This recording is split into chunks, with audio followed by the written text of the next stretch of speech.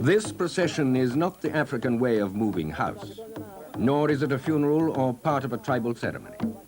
If anything, you could call it a victory march. That box contains the spoils of more than a year's hard work, 10,000 feet up in the ABERDARE mountains of Kenya. Inside the heavily padded crate rides an animal which had never been seen outside Africa until 1931. It lives in the thick, high-altitude bamboo forest. It is large, camouflaged with stripes, and has a name reminiscent of a jungle drum, Bongo.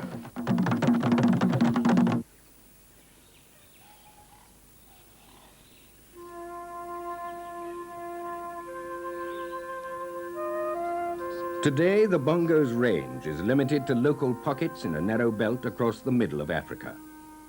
The most easterly of these areas lies high up in the ABERDARE National Park in Kenya.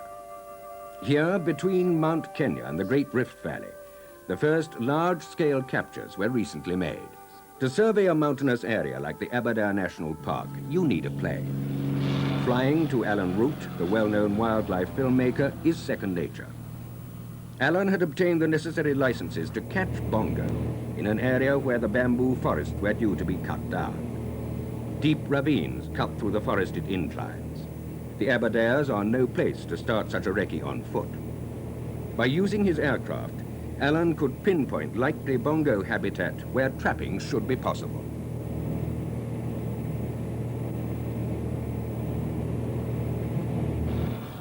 Once the aerial reconnaissance was done, Alan Root had no choice but to check his findings the hard way on foot.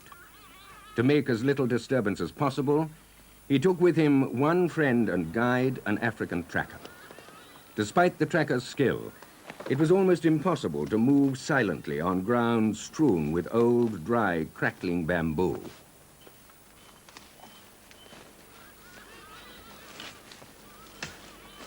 Of the few animals they did see in the impenetrable bamboo forest, not one was a Bongo. Yet they knew that the antelope might be only 30 feet from the track they were following.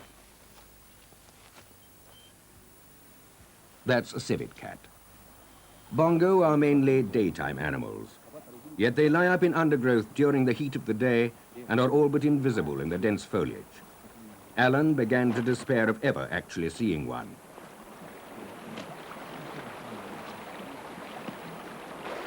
But the thickness of the forest works two ways.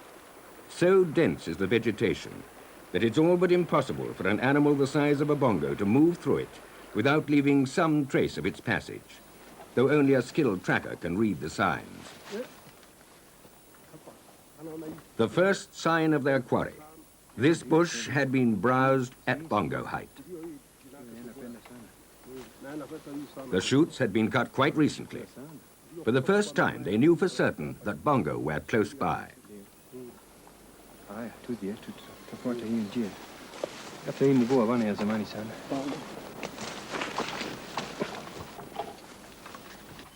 Even so, it was to take several weeks of exhausting tracking and many miles of hard walking before the two men decided on the first trapping site 10,000 feet up in the bamboo forest. Building a strong cage and the passageways leading into it would be quite a large operation. 10 men from the lowland villages made the long trek to the site. But there was no need to carry up building material. Bamboo was all around, and it was strong, plentiful, and free. All that was needed to make use of this instant scaffolding was a hefty right arm and a sharp panga.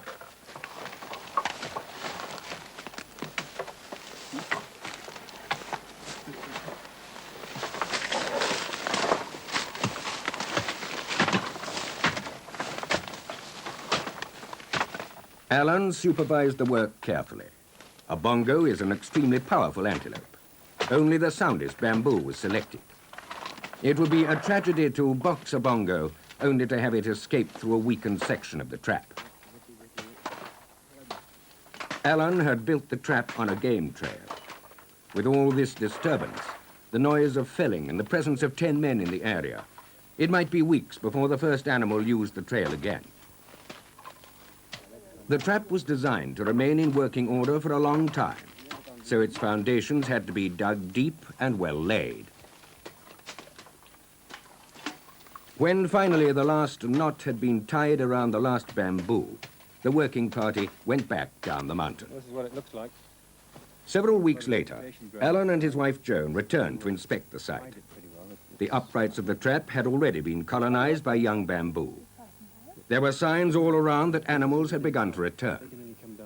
At present, the trap just consisted of 2 bamboo walls making a tunnel along the trail. Alan decided that the time was ripe for fitting the doors at either end. These were sturdy portcullis-like bamboo affairs which could be poised to fall once the trap was sprung. Once lowered, the gates would make the bamboo corridor into a very effective cage. Well, any animal that's funneled down here by these fences will, I think... Game trails are the highways of the forest. They're used by a great number of different animals. As the bamboo grew up around it, Alan hoped the trap would soon look no more forbidding than the other overgrown tunnels used by forest animals.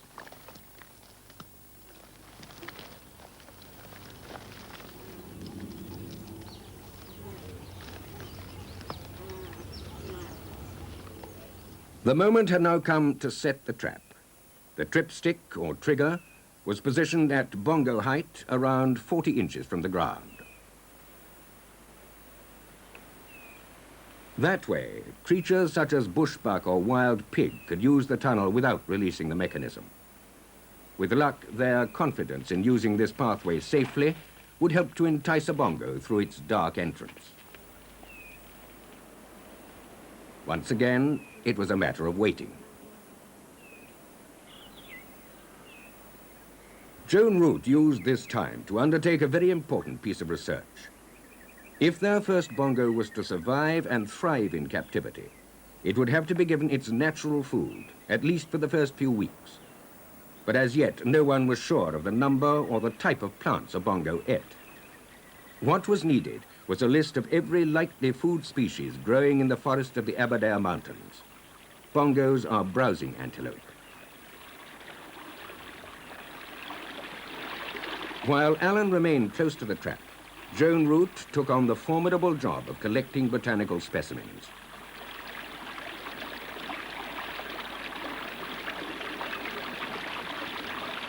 Each plant was placed between blotting paper in a flower press and preserved until it could be accurately identified.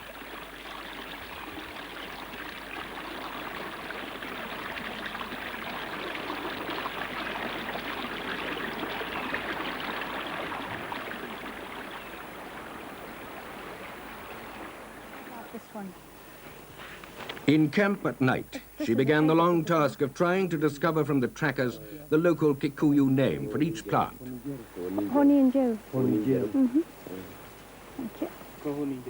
Most of Alan Root's Kikuyu team were more or less skilled in bushcraft. Gradually, the list of ABERDARE's flora on which the bongo might feed grew. Scientific names would have to wait until later.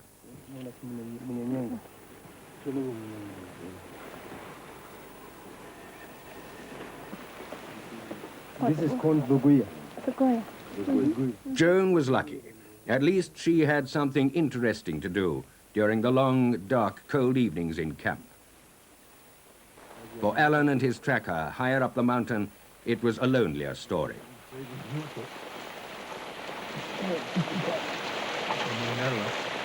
Hardship in the ABERDARES was nothing new to Alan. He had done military service in these mountains. The 2 men had to sleep close by the trap to be on hand as soon as it was sprung. A trapped animal, even one as big as a bongo, can fall easy prey to leopards, and there are plenty of those in the forest. But to remain near the trap meant keeping completely silent, so there was nothing to do but stare into the fire and pray that the continual rain you often get at night at that altitude would stop. Then, early one morning, a bongo walked into the trap.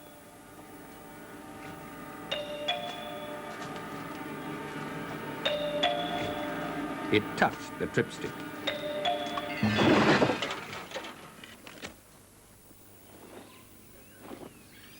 Their first bongo was a 5-month-old female. Had she been any smaller, she'd probably have walked right through without touching the bar. Understandably, she was very nervous. To accustom her gradually to the sight, smell, and noise of man, the roots decided to leave their prize where she was in the trap. They set up camp next door to the bamboo cage.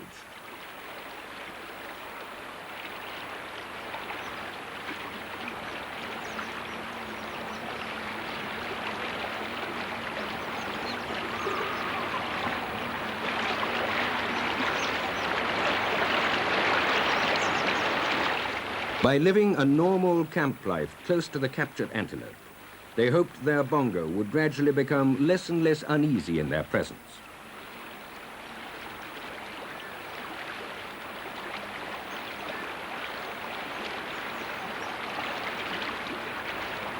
The sounds and scent of humans, of camp activities such as cooking and drawing water, slowly accustomed the captive to the presence of man.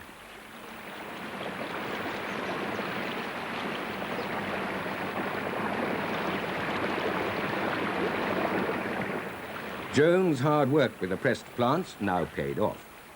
Alan fed the captive with as many species of plants as possible.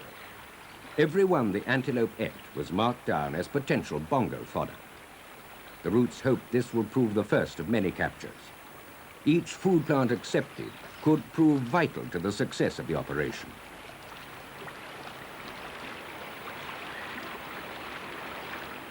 This first bongo quickly showed a liking for bamboo shoots. This success gave the roots a great deal of confidence in their venture. The one thing they weren't short of was young bamboo.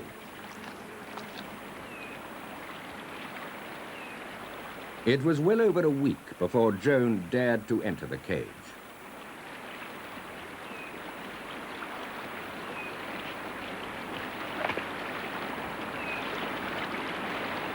If she'd tried this move any earlier, the young bongo might have panicked, doing itself fatal damage against the cage, or even died of shock. Now the bongo was so unconcerned by her presence, she could even hand feed it.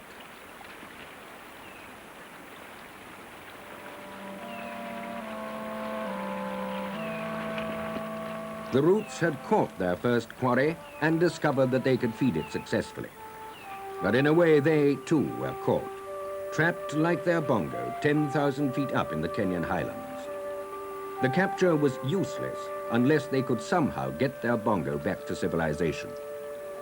They were soon to find that moving a bongo is even more difficult than catching one.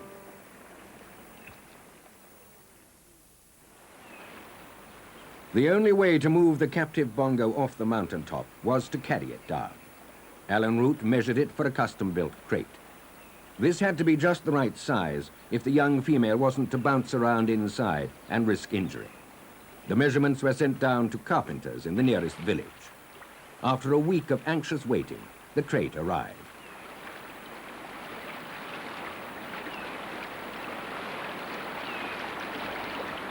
Alan had added 2 inches to each dimension so that the box could be lined with heavy foam padding. The journey down the forested slopes of the Aberdares was going to be rough. The bongo would need all the protection it could get.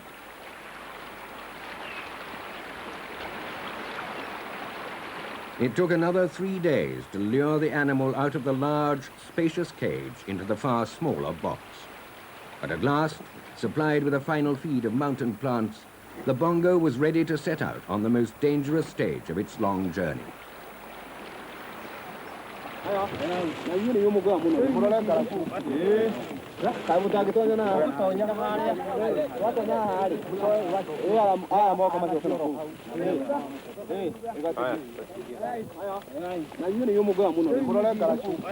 It was 8 bumpy, exhausting downhill miles to the nearest dirt road. Bad enough for the bearers, but terrifying for the bongo. One slip in the mud, and the animal might easily break a leg. If that happened, it would have to be destroyed.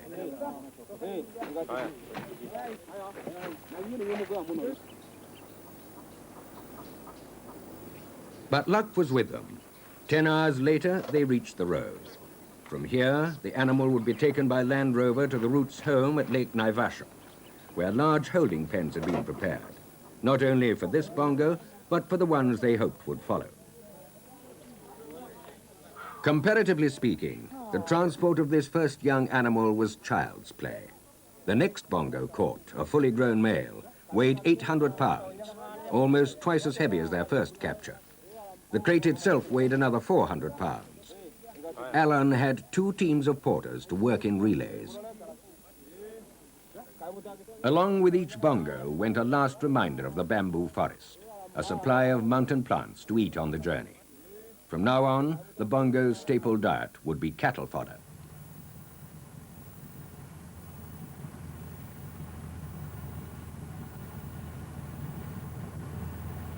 Over the next few months, the rate of catching increased. Now there were several traps sited in different parts of the forest.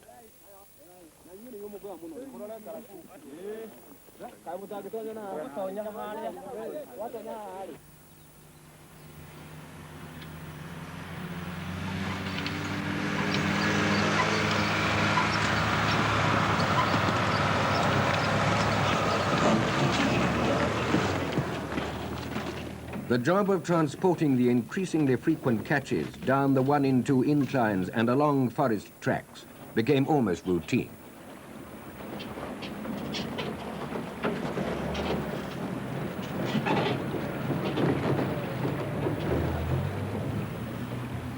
They were catching at altitudes of up to 12,000 feet. The porters had to be paid 4 times the usual rate for carrying over ground like this, and they earned every penny of it.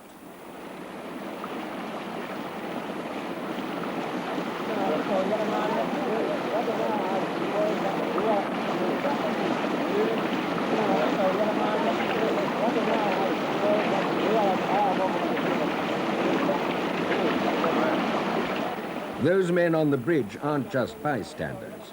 They're the reserve team waiting their turn to shoulder the bamboo-carrying poles. The job's so arduous that each 16-man team works for only 10 minutes before handing over to their opposite numbers and taking a rest.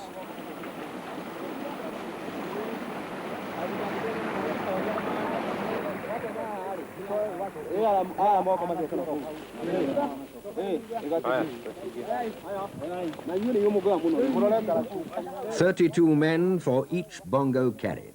But with such good pay, there was never any shortage of volunteers.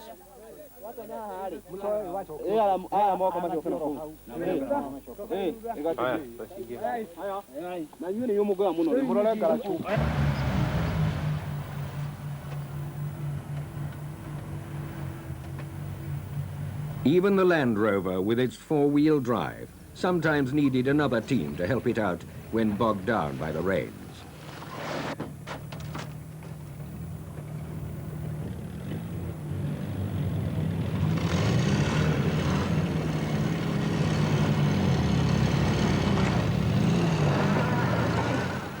At the end of 2 years, 12 animals had been caught and transported to the pens on the shore of Lake Naivasha. Never before had so many bongo been seen in one small area.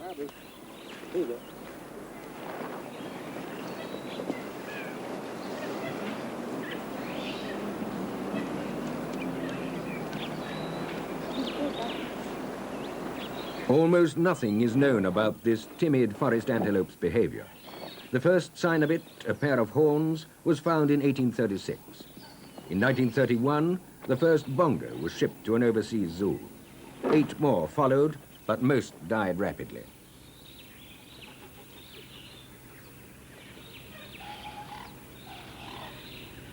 There would now have to be a long acclimatization period before the first bongo was shipped to Europe.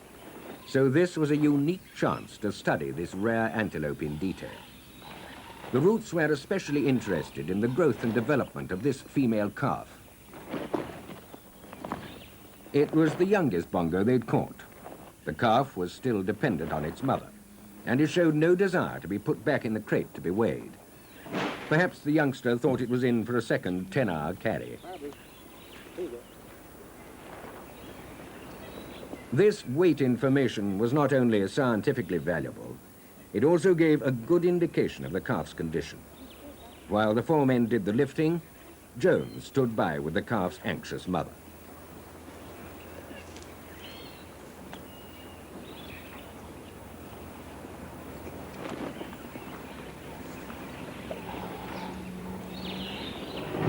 The young Bongo had gained weight well, even after several weeks' confinement in the pen.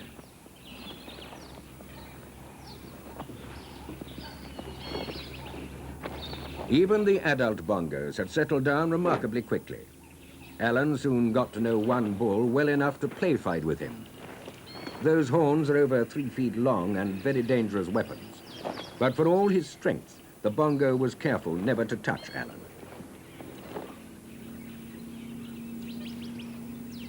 Then came a totally unexpected and very happy event, or rather, events.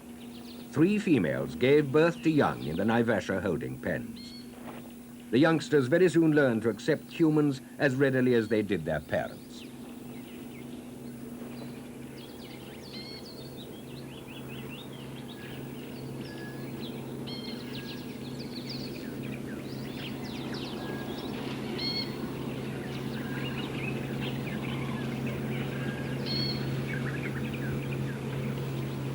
No one had expected that the females would both drop calves successfully and display normal rearing behavior so soon after capture. There was now every chance that both sexes would complete a full breeding cycle when they were transferred to their final destinations, international zoos.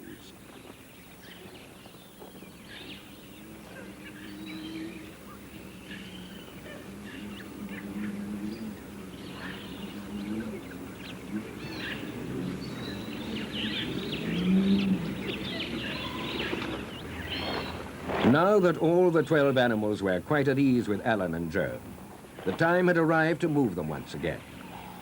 The roots were sad, but this was what the whole operation had been about. The first Bongo was ready to make its final move to Europe.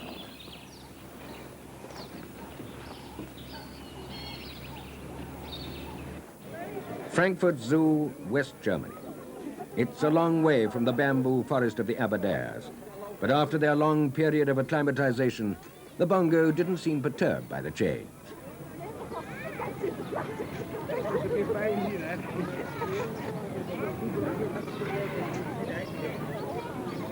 The roots sent 3 of their Bongo to Frankfurt, and later 3 each to Berlin, Basel, and Washington zoos.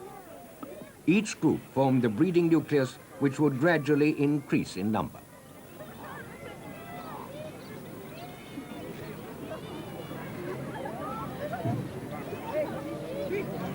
Some people may find the transition from mountain forest to zoo enclosure rather sad, but it's an insurance against disaster for the species. With the already low world population of Bongo in danger because their forest habitat is increasingly being cut down, a breeding nucleus must be preserved.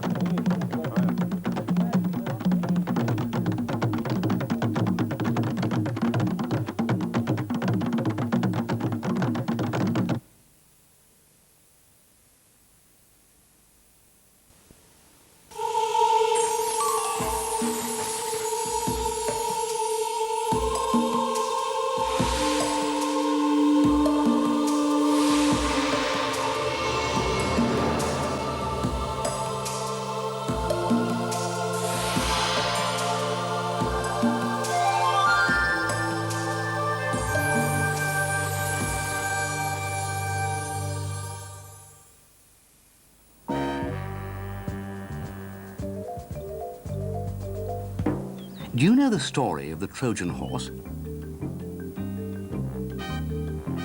Well, here on the plains of Africa is an entirely new approach to wooden horsemanship.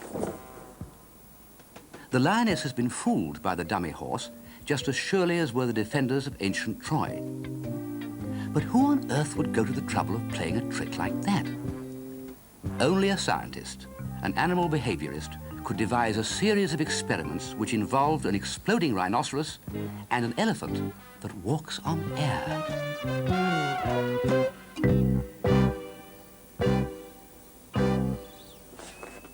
Survival has shown many serious scientific research programs carried out by wildlife experts. It's doubtful whether this piece of research could be called either serious or scientific. But it was a great deal of fun, and it makes a nice change to find the experts not taking themselves too earnestly.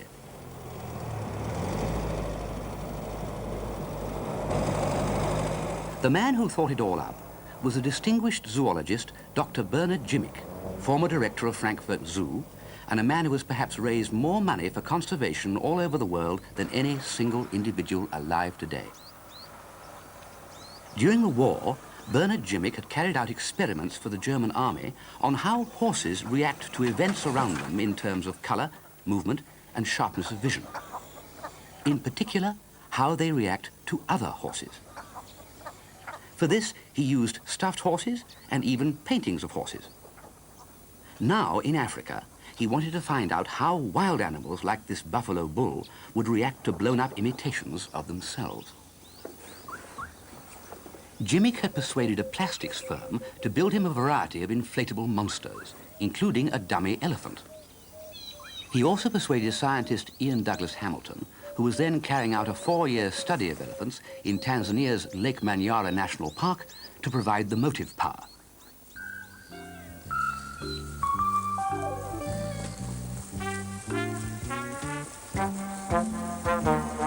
The first elephant Ian selected for a confrontation was a half-grown youngster about the same size as his own inflatable model.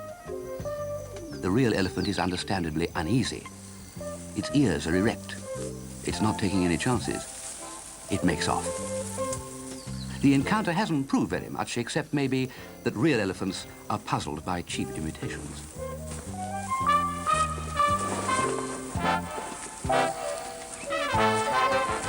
The next elephant Ian chose was an adult. By this stage of his own study, he knew most of the Manyara elephants and how they could be expected to react in normal circumstances. But this wasn't exactly normal. When meeting a strange elephant, elephants are not usually aggressive. But what would this apparition do to them?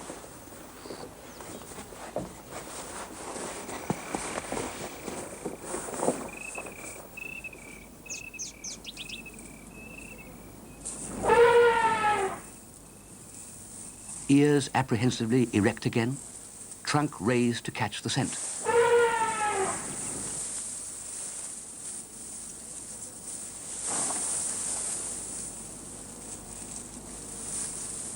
When Bernhard GRZIMEK carried out his experiments with horses, he found that live animals greeted a dummy, or even a horse painted on the wall, as if it was one of themselves. The betting is that this elephant isn't fooled at all. It has just been made faintly uneasy by the color and strange smell of the thing confronting it.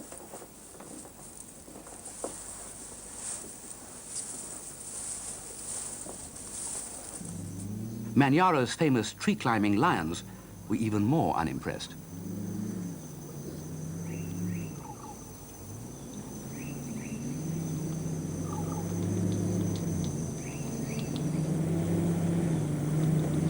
Mind you, if they got this full frontal view, it might have been different.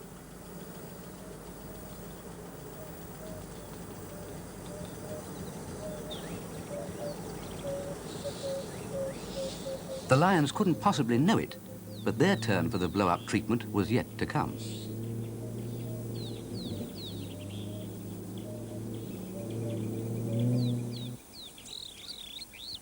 Next time out, they decided to discover what a full-size bull would make of an inflatable monster. Bulls, contrary to general belief, are not usually the really aggressive ones, but there are always exceptions. When the bull shaped up for a false charge, Ian got smartly into the back seat.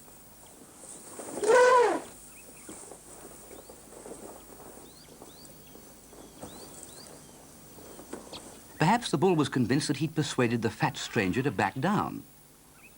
In nature, a mature bull would never bother to tangle with such a youngster, though young bulls of similar size often play fight to establish their place in the hierarchy. So it seems likely that the old bull was just perplexed and wasn't taking any chances.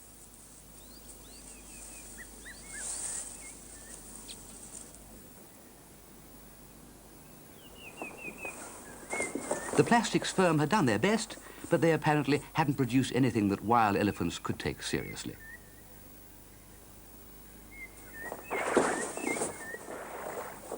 GRZIMEK and Douglas Hamilton decided that the dummy's colour wasn't really helping things. Elephants come in one basic shade, battleship grey. After that, it's a question of local modification. Elephants change their colour almost as often as some women dye their hair.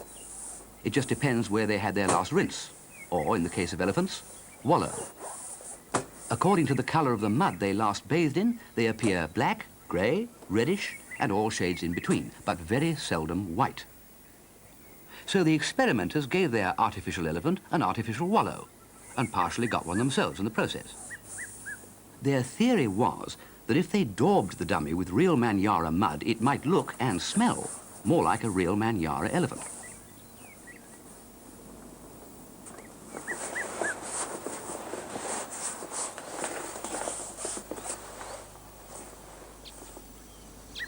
A funny thing happened on the way to their next encounter. The newly applied mud flaked off, giving their elephant a mottled appearance.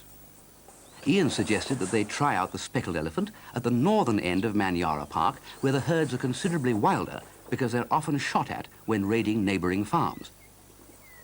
To start with, they put the dummy out on its own, but it blew over.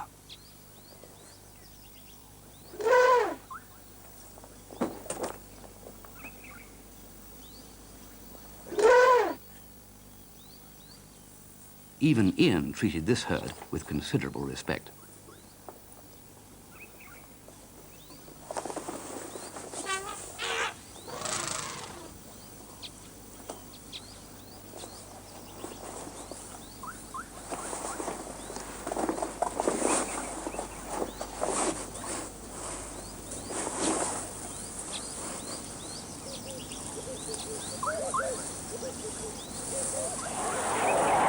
All that the incident seems to prove is that wild elephants don't approve of fat speckled elephants getting drunk and falling down.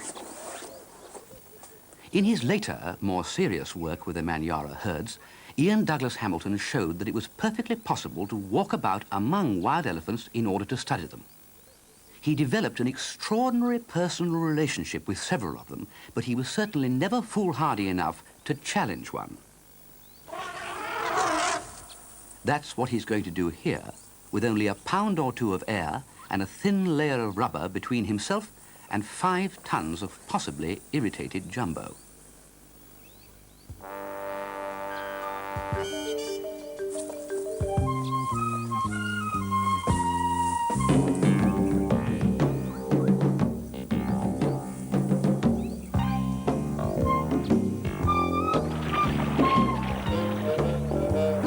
The result of that encounter might be described as inflatables 1, pachyderms 0.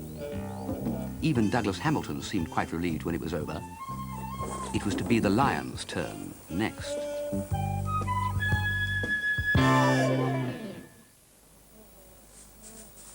The lions of the Ngorongoro crater in Tanzania are some of the most approachable in Africa, even when they're hunting. A young lion has just caught a small Thompson's gazelle.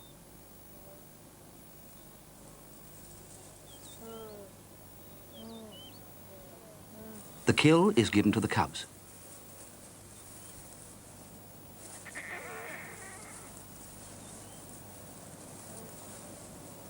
This was the pride Bernhard GRZIMEK aimed to confront with yet another of his inflatable monsters.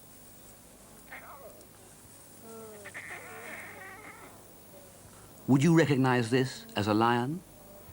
Perhaps more to the point, would a lion recognize it as a lion?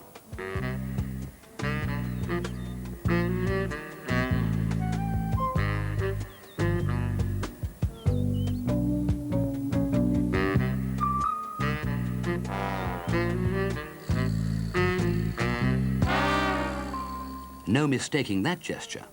The fine black-maned male is marking his territory, just as he would if he felt himself threatened by a rival male.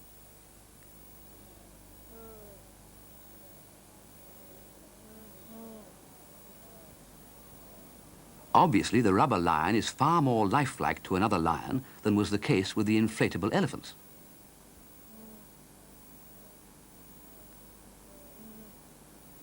The ritual is exactly what you'd expect when a male lion meets others not of his pride. He freezes, stares the rival in the eye, and lies down, still watching him closely. In nature, this intimidation routine usually succeeds, especially if the intruder is on strange territory.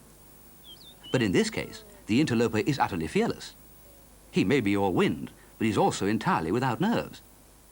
It's a very disquieting situation, and something that requires an experimental approach.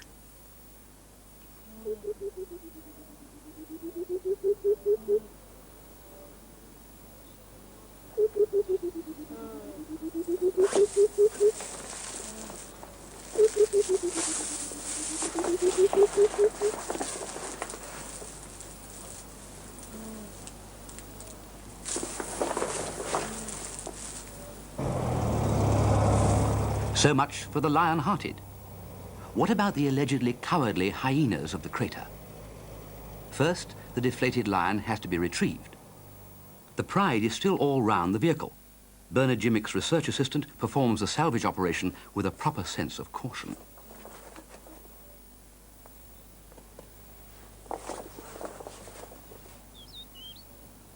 There are over 400 hyenas in the Ngoro crater, an area roughly the size of Paris. They hunt in packs, jealously preserving their own territories. Until quite recently, it was thought that hyenas were skulking scavengers, feeding off the remains of lion kills. Now it's known that they are bold hunters in their own right. Bold may be, but hardly bold enough to steal a carcass from under a lion's nose. But from under a rubber lion's nose?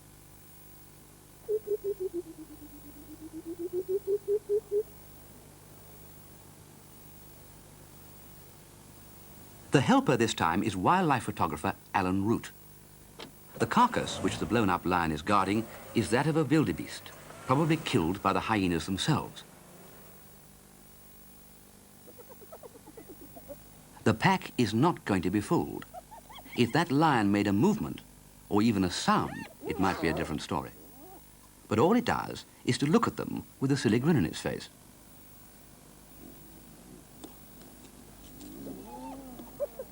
The zebra and wildebeest in the background look apprehensive, but they're probably more worried about the hyenas than about that daft-looking lion.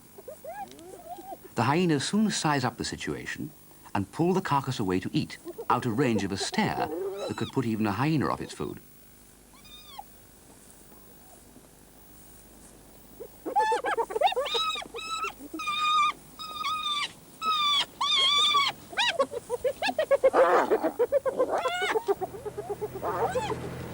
If the hyenas refuse to share their meal with a rubber lion, how might the lions themselves feel about a similar situation? Alan and Joan Root drove up to the remains of a zebra freshly killed by a pride they'd been following for some time. The lions had moved off for a drink, but they were sure to come back.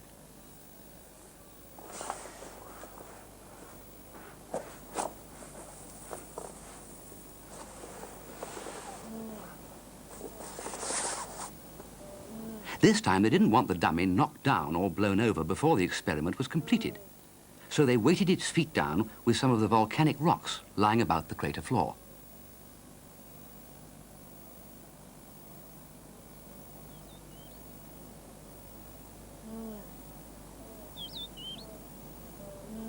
Leaving the rubber lion in possession, they drove away 100 yards to see what would happen.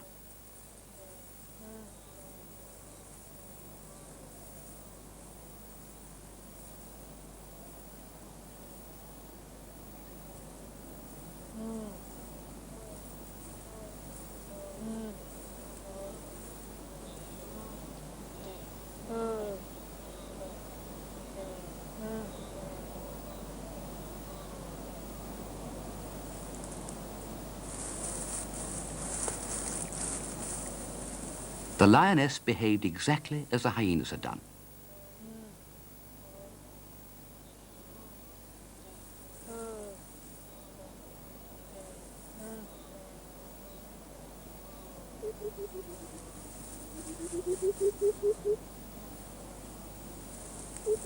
Perhaps because she had cubs, she dragged it away to a much safer distance.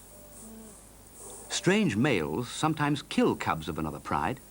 Maybe this was the reason she was taking no chances.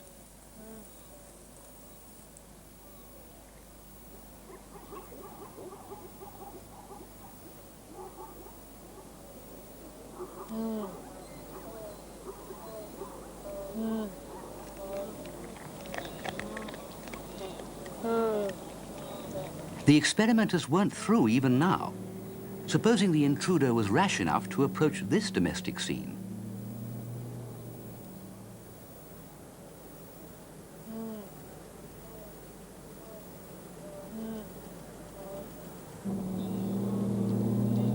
This time there could be no question of getting out to weight the dummy's feet down with rocks.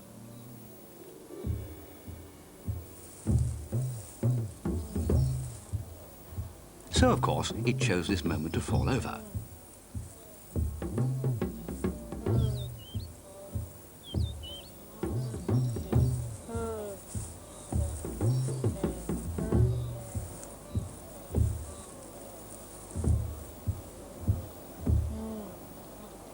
Scientists might say that a lion lying down is a lion that doesn't trigger off any aggressive behavior patterns in other lions, and that may well be true.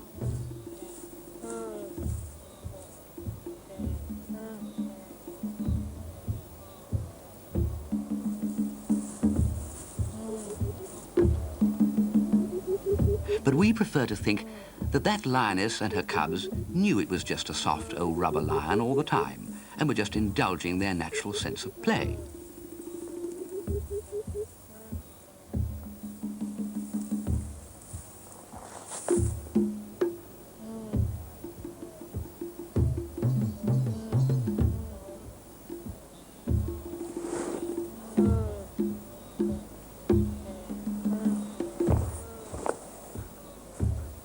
After all, it isn't every day there's a free issue of toy balloons for the children in the Ngoro crater.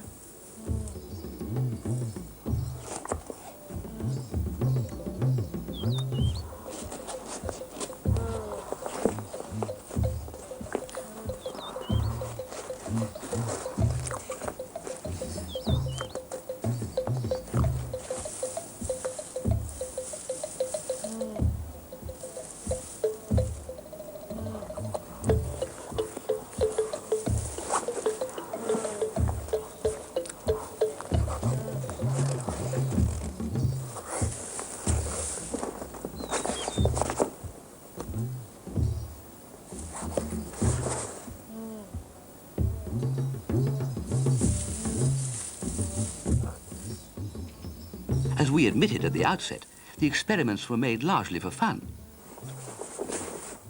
So there's no reason why the animals shouldn't look at it that way too. And so we come, finally, to the case of the rhino that nearly exploded.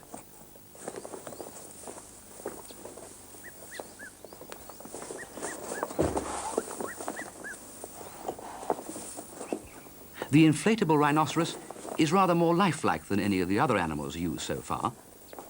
That's Joan Root's tame caracal, or African lynx.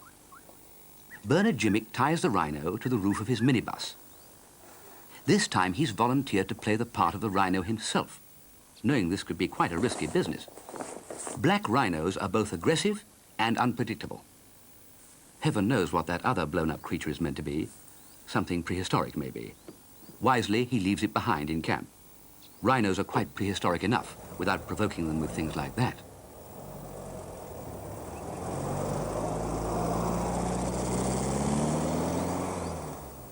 Bouncing over the crater floor, the dummy looks quite aggressive on its own account.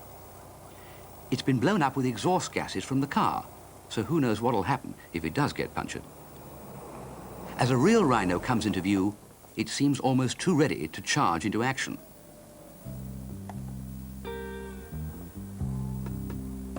Bernhard GRZIMEK advances on a peacefully dozing rhino protected by several cubic feet of carbon monoxide and a few centimeters of rubber skin. No sense in pushing his luck as well as the rubber rhino. He advances slowly. So disturbingly does the rhino. Flight or headlong charge. With a rhino, you never know.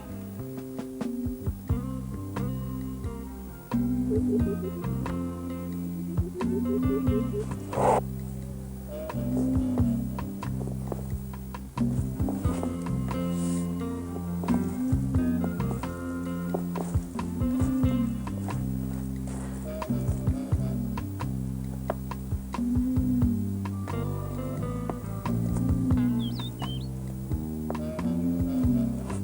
rhino is worried.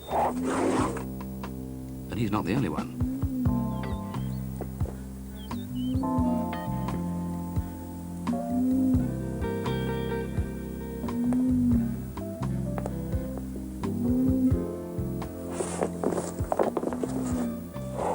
GRZIMEK has taken his hat out of his pocket and put it on. Sunstroke should be the last of his worries.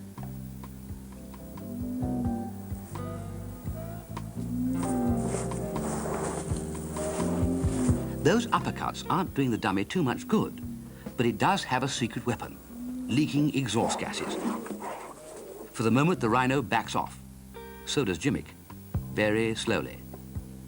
The most dangerous moment with wild animals often comes when you turn your back on them. They suddenly gain courage and come charging after you.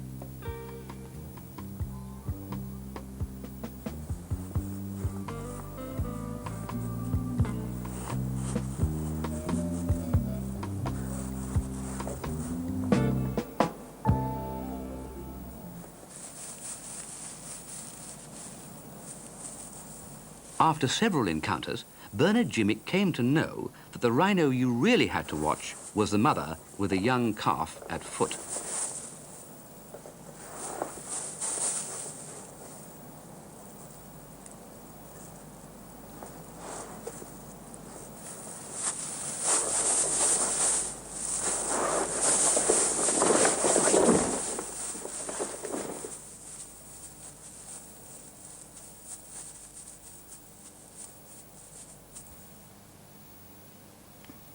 One fact, possibly the only definite fact, established by these light-hearted experiments was that if you go into the bush with an exploding rhinoceros, it is absolutely essential to carry a good puncture repair outfit with you.